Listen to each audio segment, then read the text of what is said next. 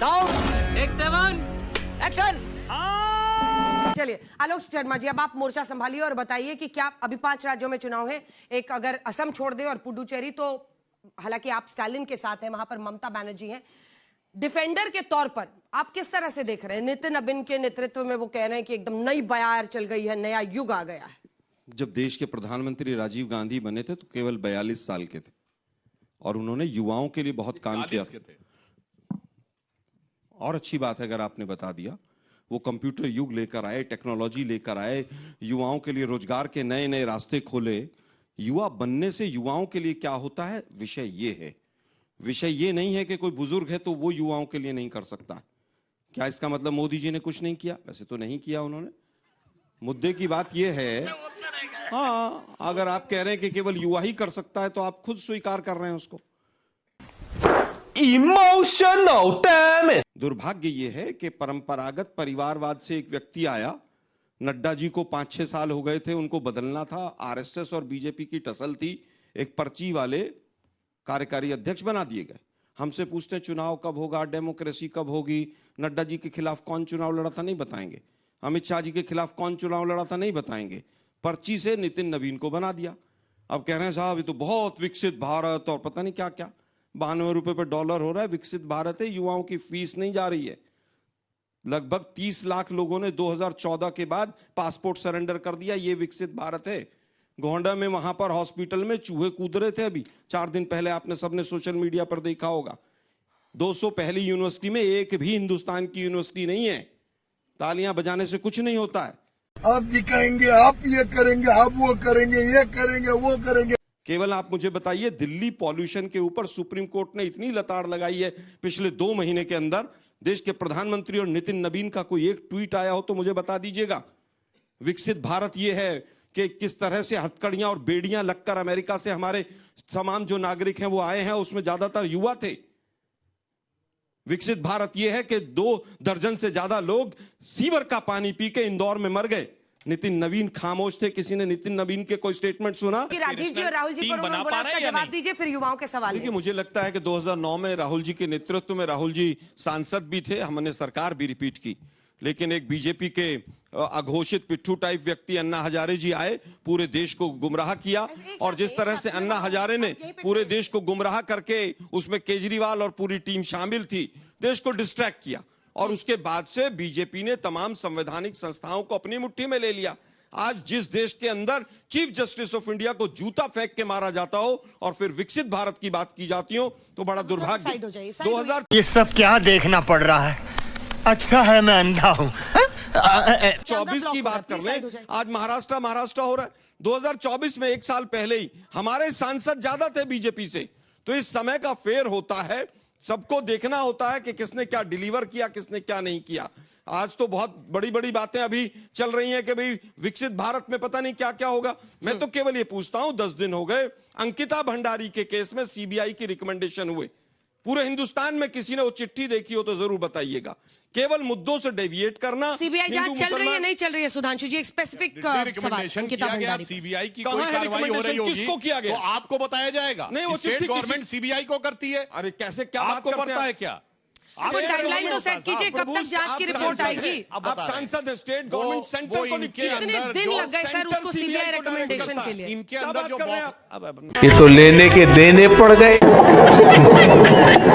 उस विषय को छोड़िए। 2G में और कोलगेट में जिनके ऊपर 1,76,000 करोड़ के घोटाले के आरोप लगाए, सबको बरी कर दिया इन्होंने। ठीक है, इसका मतलब दुबे जी, एक सिंपल सवाल है। अंतिम बात अंकिता भंडारी में मैं कहना चाहूंगा, सांसद जी का जवाब दूंगा। जो अंकिता भंडारी के केस में सीबीआई की रिकमेंडेशन है, वो स्टेट गवर्नमेंट लेटर लिखेगी सेंटर को कि ये पॉइंट ऑफ रेफरेंस है कि इन मुद्दों पर हमारी जांच होनी चाहिए। क्या वो चिट्ठी लिखी गई सेंटर को? सुधांशु भाई ने, अरे भाई लिखी गई, हाँ या ना बता दीजिए भाई। अंजना जी, और क्या? मेरे पास जो इन्फॉर्मेशन है लिखी गई है। दुबे जी, एक है। सवाल तो सुनिए, फिर मैं बच्चों का सवाल लूंगी। विपक्ष का वोट नहीं बटेगा तो किसको फायदा होगा? अब उसी से जुड़ा सिंपल सवाल। अब उसी से बोल रहा हूं। अभी सुधांशु भैया ने विपक्ष को कहा कि मिलो तो तुम तो हम घबराएं, मिलो तो आंख चुराएं। 30 साल से आपके साथ थे महाराष्ट्र में और आपने क्या किया? अच्छा सिला दिया तूने मेरे प्यार पुराना का, दर्द यार है, नहीं, पुराना लूट दर्द लिया है। भर यार का। इतना ज्ञान की गंगा बहाए लेकिन अंत में आके हमको ही निपटाए। पूरा गाने दे।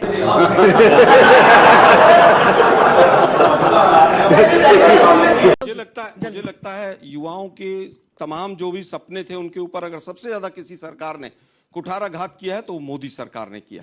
अग्निवीर योजना लेकर आए, आज तक उस योजना से क्या प्लस है क्या माइनस है किसी को नहीं पता है।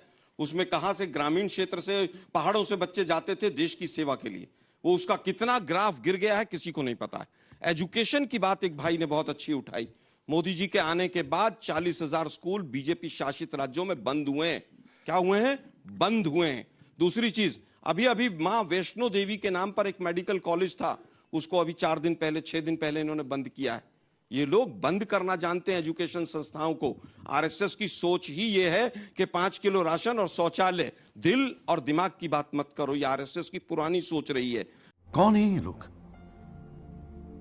कहां से आते हैं? अभी हमारे साथी भारतीय जनता पार्टी के एक जैन जी की बात कर रहे हैं।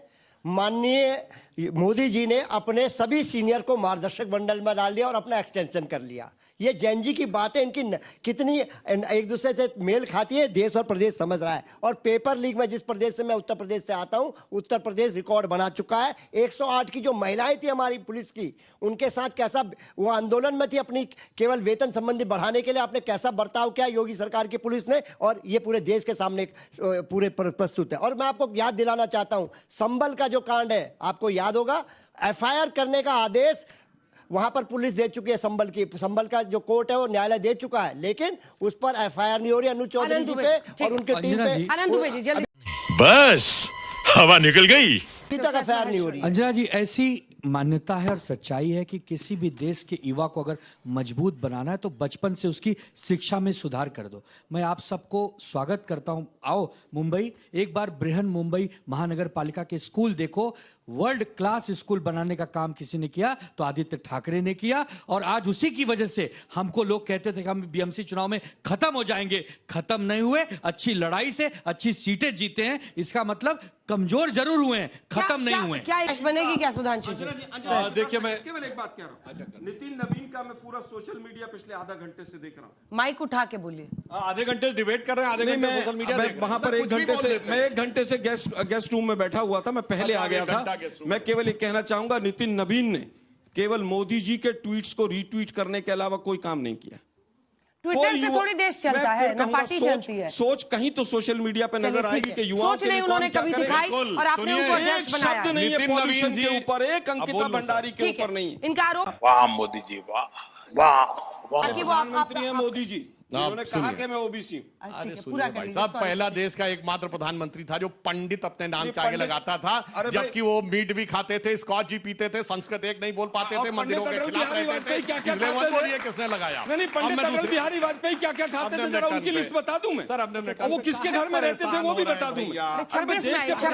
जो लोग हमारे बीच में नहीं है उनका सम्मान करें। आपस में लड़ने से फुर्सत नहीं है, बीजेपी से कैसे लड़ी है? छोटा सा उत्तर दे देता हूं।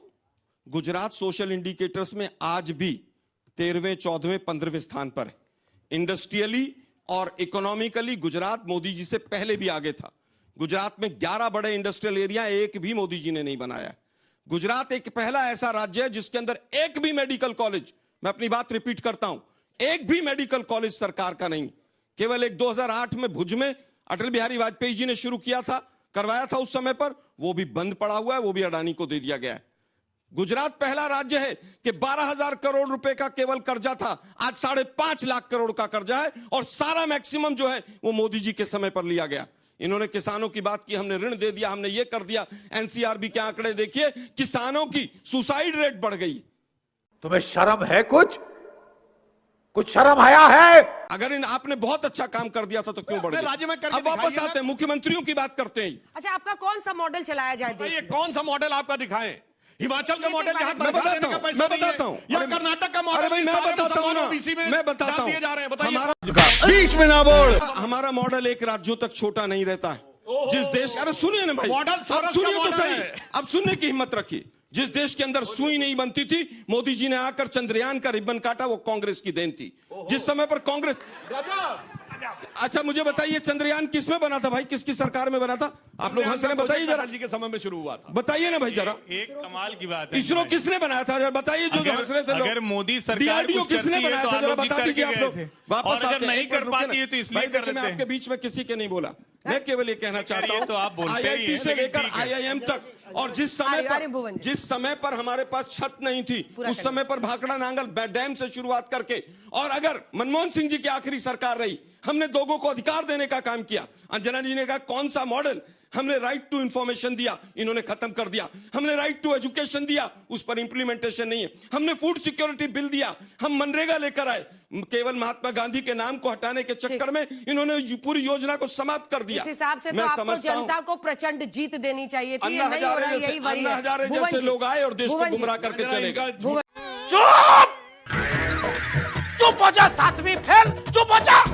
एक्सपोज कर दूं। देखिए अंजना जी, उसके बाद देखिए अंजना जी, जब चुनाव के परिणाम की बात आई है तो ये भी पता होना चाहिए कि आज भारतीय जनता पार्टी पे सबसे ज्यादा संसाधन है। इलेक्ट्रॉन बॉन्ड के बहाने, चाहे वो बीप कंपनियों से चंदा लिया हो, वो इन्होंने लेने का काम करा, उसका भी असर चुनाव में पड़ता है। और मैं बोलना चाहता हूं, जिस उत्तर प्रदेश से मैं आता हूं, 28,000 प्राइमरी स्कूल इस सरकार ने बंद कर दिए और ठेके घर घर में खोलने का काम उत्तर प्रदेश में ये सरकार ने करा है। ये सरकार बात करेगी जैन जी की, जैन जी को रोजगार चाहिए, एजुकेशन चाहिए या शराब के ठेके चाहिए, ये देश और प्रदेश जानना चाहता है। इनकी निश्चित तौर पे मैं कहना चाहता हूं, और एक कारण और ईमानदारी से, जब हम पॉलिटिकल साइंस के स्टूडेंट के होने के नाते मैं कहना चाहता हूं, निश्चित तौर पे जो विपक्ष की पार्टियों का बिखराव है, ये भी एक कारण है, इससे बचना नहीं चाहिए। अखिलेश जी ने अभी मेरे इंटरव्यू में, जब हम लोगों ने एजेंडा किया, उन्होंने सीधा कहा कि हम कांग्रेस के साथ लड़ेंगे। कुछ सोच के ही बोल रहे होंगे ना। आपका बिखराव विपक्ष का कमजोर होना है या नहीं? मैं माननीय अखिलेश यादव जी की बात बताता हूं अंजना जी। मैं असम का इंचार्ज भी हूं। केवल माननीय अखिलेश यादव जी ने एक सीट दी है, हमारे प्रदेश अध्यक्ष को दी है। ये होता है अपने जो साथी लोग हैं उनको सम्मान देना, गठबंधन धर्म निभाना। कोई जानता है तो माननीय अखिलेश यादव जी जानते हैं। You are right bro. Dubey ji कितना चिंता कीजिएगा, छोड़िए, अब तो चुनाव ना आने वाला, अब तो निपटा जो होना था। अब तो टाइम बहुत दिन बाद आएगा। अब तो इनको तय करना है, 27 में चुनाव है यूपी का, अभी 5 राज्यों में यहां पर चुनाव है। लेकिन एक मैसेज जो ये बीएमसी, मतलब आप ही ने कहा था ना, आप ही से मैंने चुराया था, हमारा तो बोहनी ही खराब हो गया 26 का। कोई बात नहीं। देखिए, मैं क्या कह रहा हूं, फिर कह रहा हूं कि चुनाव हार जाना ही जीवन की लीला समाप्त होना नहीं है। हिम्मत मत हारो, हम लोग पूरी ताकत से फिर आएंगे। आप राहुल गांधी जैसे लगने लगे, तू युवा भी हैं। तू माटी का लाल है, राहुल गांधी जैसे लगने लगे। तू माटी का लाल है, कोई कंकड़ या धूल नहीं। तू समय बदल कर रख देगा, इतिहास लिखेगा भूल नहीं। तू भोर का पहला तारा है, परिवर्तन का एक नारा है। ये अंधकार कुछ पल का है, फिर सब कुछ हमारा है। फिर जैन जी कहा जा रहा है, लेकिन हम लोग के समय में जब हम छोटे बच्चे थे तो हमको युवा बताया जाता था कि भाई युवाओं ने देश के लिए क्या किया है। मंगल पांडे जी की बात करो, चाहे स्वामी विवेकानंद जी की बात करो, मेरे आदर्श, मेरे भगवान भगत सिंह, राजगुरु सुखदेव, चंद्रशेखर आजाद, अशफाक उल्लाह खां, इन्होंने जो देश के लिए काम किया है, जो देश के लिए बलिदान दिया है, वो बचपन से हम लोग ने जिया है। मुझे खुशी अंजना जी इस बात की है कि आज 2026 का जो युवा है, ये पढ़ाई करता है, लिखाई करता है, सोशल मीडिया देखता है, अपना अच्छा बुरा जानता है। मुझे खुशी हुई कि मंदिरों में 31 को 5-5 लाख 2-2 लाख युवा गए।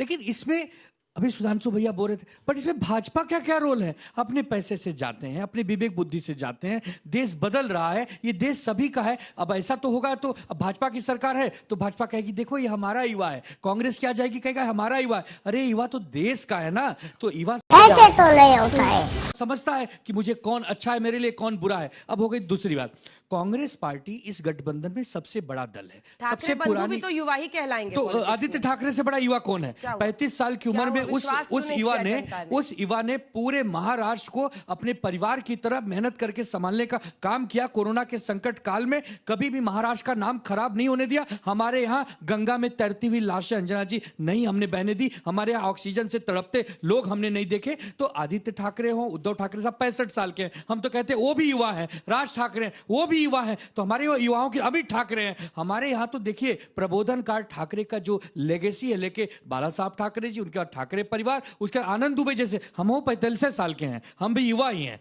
अब इतना छोटा पहले कभी नहीं हुआ होगा। खत्म, bye bye, tata. Good bye, गया।